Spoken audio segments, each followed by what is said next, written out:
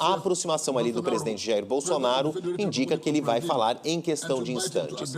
Estamos muito dentro do cronograma, começou então a sessão às 10 horas pontualmente, às 10h05 começa a falar Antônio Guterres, fala por 25, 30 minutos, agora pouco menos de 20 minutos falou Tijani Muhammad Bandi e agora ele passa a palavra para o primeiro discurso, que é do Brasil. Jair Bolsonaro agora discursa para a Assembleia Geral da ONU. God for being alive and for the mandate and mission of presiding over Brazil and also for the opportunity to re-establish truth. Agora a gente está recebendo o sinal aí que é da tradução que é feito pelo... Para os negócios.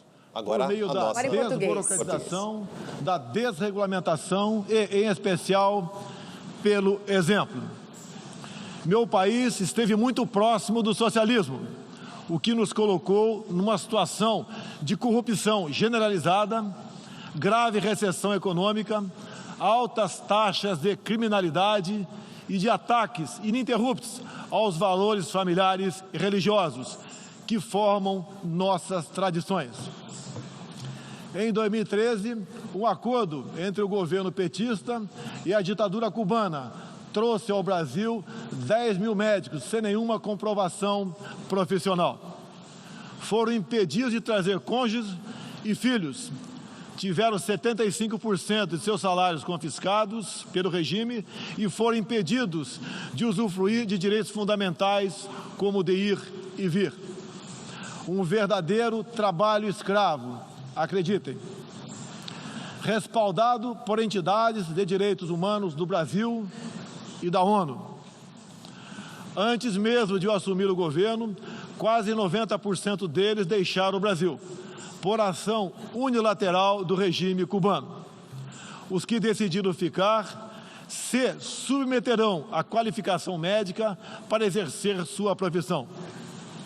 Deste modo, nosso país deixou de contribuir com a ditadura cubana, não mais enviando para Havana 300 milhões de dólares todos os anos.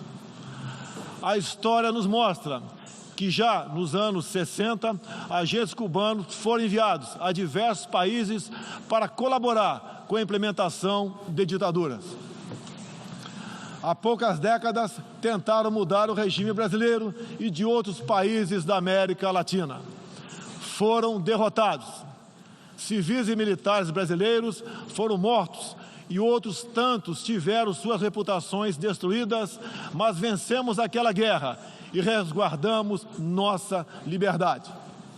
Na Venezuela, esses agentes do regime cubano, levados por Hugo Chávez, também chegaram e hoje são aproximadamente 60 mil que controlam e interferem em todas as áreas da sociedade local, principalmente na inteligência e na defesa.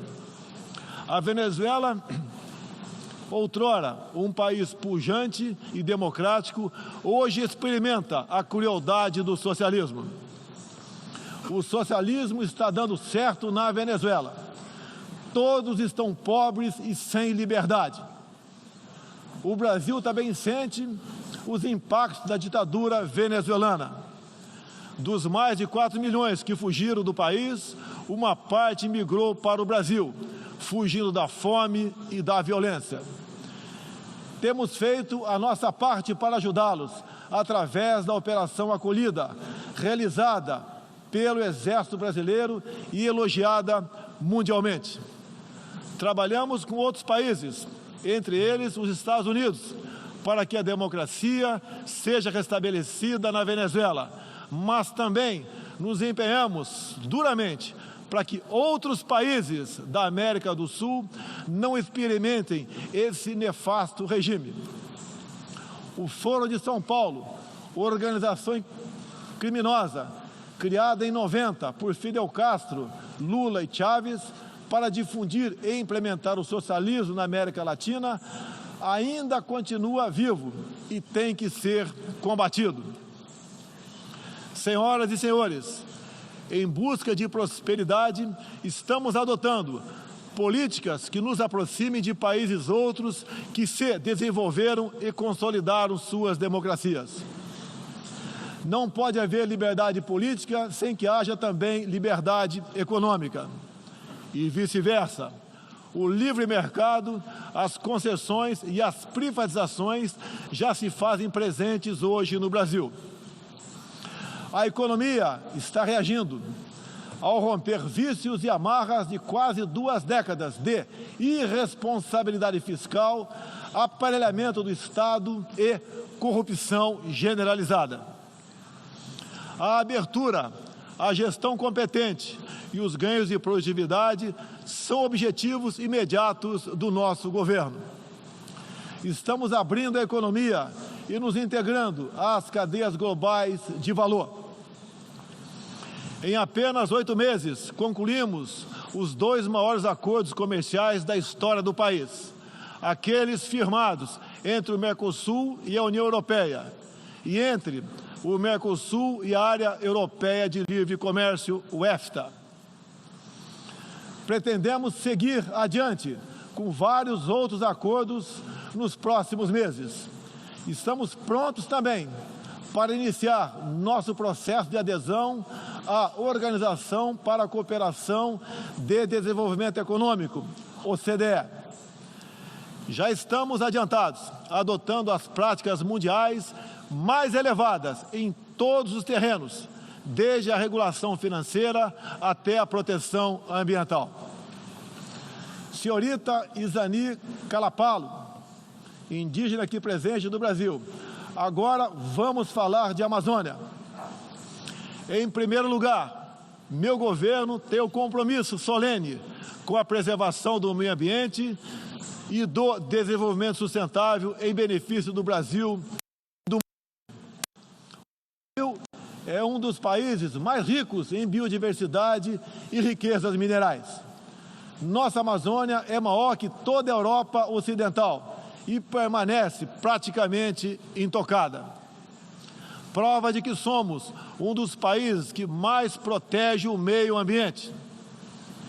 Nessa época do ano, o clima seco e os ventos favorecem queimadas espontâneas e também as criminosas.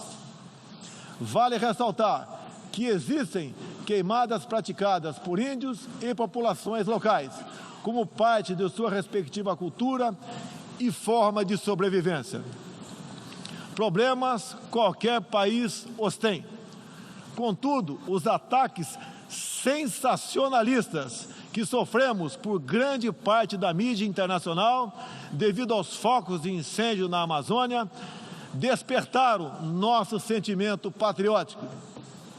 É uma falácia dizer que a Amazônia é patrimônio da humanidade e um equívoco, como atestam os cientistas, afirmar que a Amazônia, a nossa floresta, é o pulmão do mundo. Valendo-se dessas falácias, um ou outro país, em vez de ajudar, embarcou nas mentiras da mídia e se portou de forma desrespeitosa com espírito colonialista. Questionaram aquilo que nos é mais sagrado, a nossa soberania. Um deles, por ocasião do encontro do G7, ousou sugerir aplicar sanções ao Brasil sem sequer nos ouvir. Agradeço àqueles que não aceitaram levar adiante essa absurda proposta. Em especial, o presidente Donald Trump, que bem sintetizou o espírito que deve reinar entre os países da ONU: respeito à liberdade e à soberania de cada um de nós. Hoje, 14% do território brasileiro está demarcado como terra indígena, mas é preciso entender que nossos nativos são seres humanos, exatamente como qualquer um de nós. Eles querem e merecem usufruir dos mesmos direitos de que todos nós. Quero deixar claro, o Brasil não vai aumentar para 20% sua área já demarcada como terra indígena, como alguns chefes de Estado gostariam que acontecesse. Existe no Brasil 225 povos indígenas, além de referências de 70 tribos vivendo em locais isolados. Cada povo ou tribo com seu cacique, sua cultura, suas tradições, seus costumes e, principalmente, sua forma de ver o mundo. A visão de um líder indígena não representa a de todos os índios brasileiros. Muitas vezes, alguns desses líderes, como o cacique Raoni, são usados como peça de manobra por governos estrangeiros na sua guerra informacional para avançar seus interesses na Amazônia. Infelizmente, algumas pessoas de dentro e de fora do Brasil, apoiadas por ONGs, temem tratar e manter nossos índios como verdadeiros homens das cavernas. O Brasil agora tem um presidente que se preocupa com aqueles que lá estavam antes da chegada dos portugueses em 1500. O índio não quer ser latifundiário, pobre em cima de terra rica, especialmente das terras mais ricas do mundo. É o caso das reservas Yanomami e Raposa Serra do Sol. Nessas reservas existe grande abundância de ouro, diamante, urânio, nióbio e terras raras, entre outros. E esses territórios são enormes. A reserva Yanomami, sozinha, conta com aproximadamente 95 mil quilômetros quadrados, o equivalente ao tamanho de Portugal ou da Hungria, embora apenas 15 mil índios vivam nessa área. Isso demonstra que os que nos atacam não estão preocupados com o ser humano índio, mas sim com as riquezas minerais e a biodiversidade existentes nessas áreas. E para mostrar aos senhores que não existe uma autoridade única entre os índios, eu quero ler uma carta aqui de grande parte das comunidades indígenas endereçadas para os senhores. O grupo de agricultores indígenas do Brasil, formado por diversas etnias e com representantes por todas as unidades da federação, que habitam uma área de mais de 30 milhões de hectares no território brasileiro, vem respeitosamente perante a sociedade brasileira endossar apoio total e restrito à indígena Izani Calapalo, aqui presente, do Parque Indígena do Xingu, Mato Grosso, que a mesma possa, na Assembleia das Nações Unidas, em Nova York, Estados Unidos, externar toda a realidade vivida pelos povos indígenas do Brasil, bem como trazer à tona o atual quadro de mentiras propagado pela mídia nacional e internacional, que insistem em fazer dos povos indígenas do Brasil uma reserva de mercado sem fim, atendendo interesses estrangeiros de países que ainda enxergam no Brasil uma colônia, sem regras e sem soberania. O Brasil possui 14% do seu território nacional regularizado como terras indígenas e muitas comunidades estão sedentas para que o desenvolvimento dessa parte do Brasil finalmente ocorra sem amarras ideológicas ou burocráticas. Isso facilitará o alcance de uma maior qualidade de vida nas áreas do empreendedorismo, saúde e educação. Uma nova política indigenista no Brasil é necessária. O tempo urge. Medidas arrojadas podem e devem ser incentivadas na busca pela autonomia econômica dos indígenas. Certamente que, se um conjunto de decisões vier nesse sentido, poderemos vislumbrar um novo modelo para a questão indígena brasileira. Um novo tempo para as comunidades indígenas é fundamental. A situação de extrema pobreza em que se encontram, sobrevivendo tão somente do Bolsa Família e de cestas básicas, nunca representou dignidade e desenvolvimento. O ambientalismo radical e o indigenismo ultrapassado e fora de sintonia com o que querem os povos indígenas representam o atraso, a marginalização e a completa ausência de cidadania. A realidade ora posta impõe que o mundo, na arena da Assembleia das Nações Unidas, possa conhecer nossos desejos e aspirações na voz da indígena Izani Kalapalo, que transmitirá o real quadro do meio ambiente e das comunidades indígenas brasileiras. Portanto, Izani Kalapalo goza de confiança e do prestígio da liderança indígena interessada em desenvolvimento, empoderamento e protagonismo, estando apta para representar as etnias relacionadas anexas, que são 52. Acabou o monopólio do senhor Raoni. A Organização das Nações Unidas teve papel fundamental na superação do colonialismo e não pode aceitar que essa mentalidade regresse a estas salas e corredores sob qualquer pretexto. Não podemos esquecer que o mundo necessita ser alimentado. A França e a Alemanha, por exemplo, usam mais de 50% de seus territórios para a agricultura. Já o Brasil usa apenas 8% de terras para a produção de alimentos. 61% do nosso território é preservado.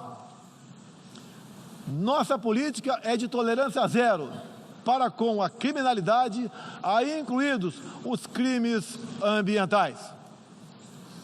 Quero reafirmar minha posição de que qualquer iniciativa de ajuda ou apoio à preservação da floresta amazônica ou de outros biomas deve ser tratado em pleno respeito à soberania brasileira. Também rechaçamos as tentativas de instrumentalizar a questão ambiental ou a política indigenista em prol de interesses políticos e econômicos externos, em especial os disfarçados de boas intenções. Estamos prontos para, em parcerias e agregando valor, aproveitar de forma sustentável todo o nosso potencial. O Brasil reafirma seu compromisso intransigente com os mais altos padrões de direitos humanos, com a defesa da democracia e da liberdade de expressão religiosa e de imprensa. É um compromisso que caminha junto com o combate à corrupção e à criminalidade, demandas urgentes da sociedade brasileira. Seguiremos contribuindo, dentro e fora das Nações Unidas, para a construção de um mundo onde não haja impunidade, esconderijo ou abrigo para criminosos e corruptos. Em meu governo, o terrorista Cesare Battisti fugiu do Brasil, foi preso na Bolívia e extraditado para a Itália. Outros 3 terroristas paraguaios e um chileno que viviam no Brasil como refugiados políticos também foram devolvidos aos seus respectivos países. Terroristas, sob disfarce de perseguidos políticos, não mais encontrarão refúgio no Brasil. Há pouco, presidentes socialistas que me antecederam desviaram centenas de bilhões de dólares, comprando parte da mídia e parte do parlamento. Tudo por um projeto de poder absoluto. Foram julgados e punidos graças ao patriotismo, perseverança e coragem de um juiz que é símbolo no meu país, o doutor Sérgio Moro, nosso atual ministro da Justiça e Segurança Pública. Esses presidentes também transferiram boa parte desses recursos para outros países, com a finalidade de promover e implementar projetos semelhantes em toda a região. Essa fonte de recursos secou. Esses mesmos governantes vinham aqui todos os anos e faziam descompromissados discursos com temas que nunca atenderam aos reais interesses do Brasil, nem contribuíram para a estabilidade mundial. Mesmo assim, eram aplaudidos. Em meu país, tínhamos que fazer algo a respeito dos quase 70 mil homicídios e dos incontáveis crimes violentos que anualmente massacravam a população brasileira. A vida é o mais básico dos direitos humanos. Nossos policiais militares eram o alvo preferencial do crime. Só em 2017, cerca de 400 policiais militares foram cruelmente assassinados. Isso está mudando. Medidas foram tomadas e conseguimos reduzir em mais de 20% o número de homicídios nos 6 primeiros meses do meu governo. As apreensões de cocaína e outras drogas atingiram níveis recorde. Hoje o Brasil está mais seguro e ainda mais hospitaleiro. Acabamos de estender a isenção de vistos para países como Estados Unidos, Japão, Austrália e Canadá. E estamos estudando adotar medidas similares para a China e Índia, entre outros. Com mais segurança e com essas facilidades, queremos que todos possam conhecer o Brasil, em especial a nossa Amazônia, com toda a sua vastidão e beleza natural. Ela não está sendo devastada e nem consumida pelo fogo, como diz mentirosamente a mídia. Cada um de vocês pode comprovar o que estou falando agora. Não deixe de conhecer o Brasil. Ele é muito diferente daquele estampado em muitos jornais e televisões. A perseguição religiosa é um flagelo que devemos combater de forma incansável. Nos últimos anos, testemunhamos em diferentes regiões ataques covardes que vitimaram fiéis congregados em igrejas, sinagogas e mesquitas. O Brasil condena energicamente todos esses atos e está pronto a colaborar com outros países para a proteção daqueles que se veem oprimidos por causa de sua fé. Preocupam o povo brasileiro, em particular, a crescente perseguição, a discriminação e a violência contra missionários e minorias religiosas em diferentes regiões do mundo. Por isso, apoiamos a criação do Dia Internacional em memória das vítimas de atos de violência baseados em religião ou crença. Nessa data, recordaremos anualmente aqueles que sofrem as consequências nefastas da perseguição religiosa.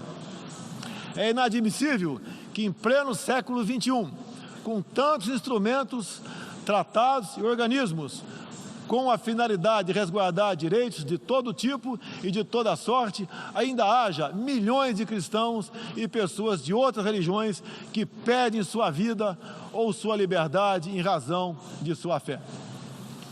A devoção do Brasil à causa da paz se comprova pelo sólido histórico de contribuições para as missões da ONU. Há 70 anos, o Brasil tem dado contribuição efetiva para as operações de manutenção da paz das Nações Unidas. Apoiamos todos os esforços para que essas missões se tornem mais efetivas e tragam benefícios reais e concretos para os países que as recebem. Nas circunstâncias mais variadas, no Haiti, no Líbano, na República Democrática do Congo, os contingentes brasileiros são reconhecidos pela qualidade de seu trabalho e pelo respeito à população, aos direitos humanos e aos princípios que norteiam as operações de manutenção de paz. Reafirmo nossa disposição de manter contribuição concreta às missões da ONU, inclusive no que diz respeito ao treinamento e à capacitação de tropas, área em que temos reconhecida experiência.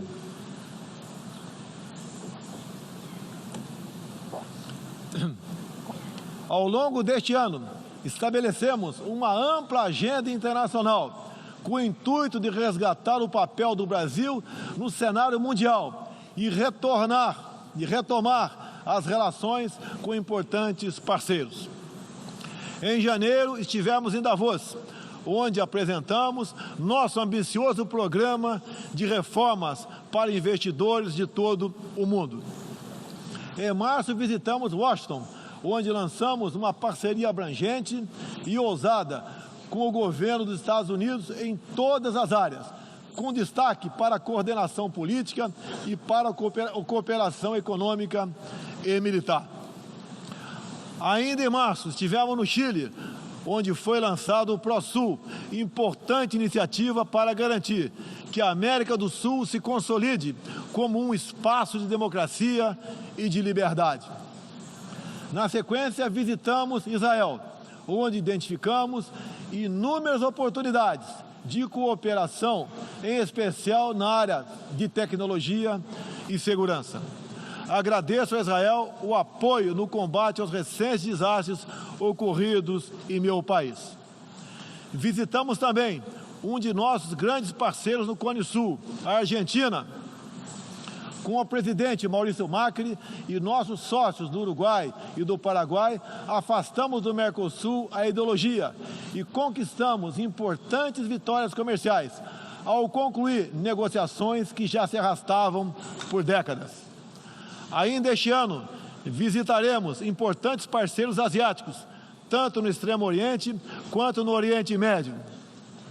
Essas visitas reforçarão a amizade e o aprofundamento das relações com Japão, China, Arábia Saudita, Emirados Árabes e Catar. Pretendemos seguir o mesmo caminho com todo o mundo árabe e a Ásia. Também estamos ansiosos para visitar nossos parceiros e amigos na África, na Oceania e na Europa.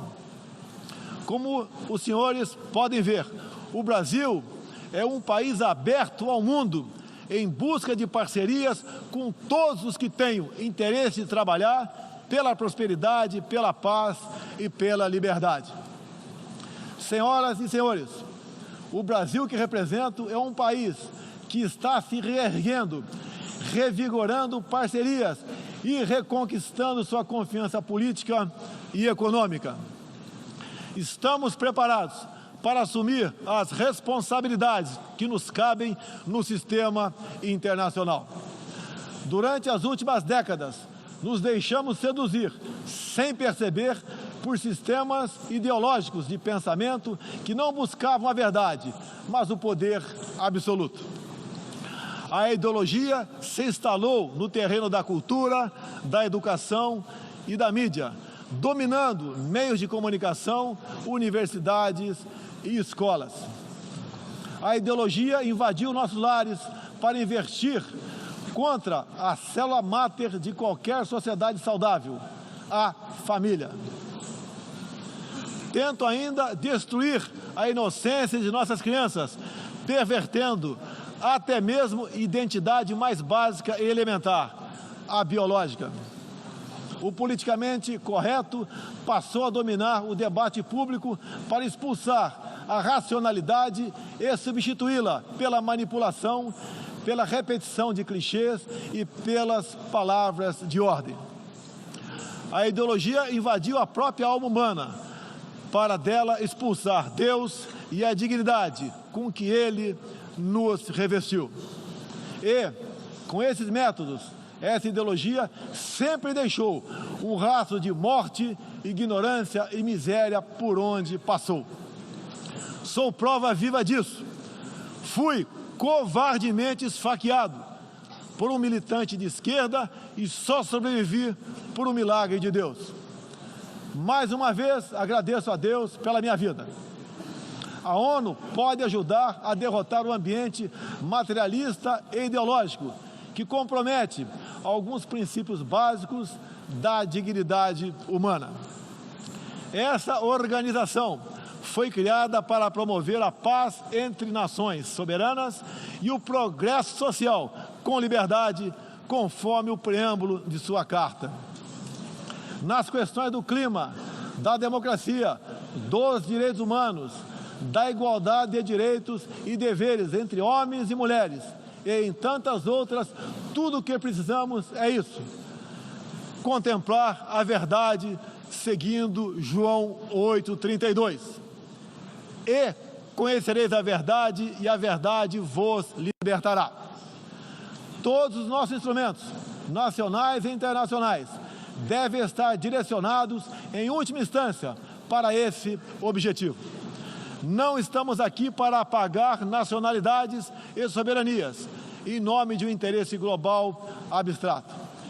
Esta não é a organização do interesse global, é a Organização das Nações Unidas. Assim deve permanecer, com humildade e confiante no poder libertador da verdade. Estejam certos de que poderão contar com este novo Brasil, que aqui apresento aos senhores e senhoras. Agradeço a todos pela graça e pela glória de Deus. Meu muito obrigado.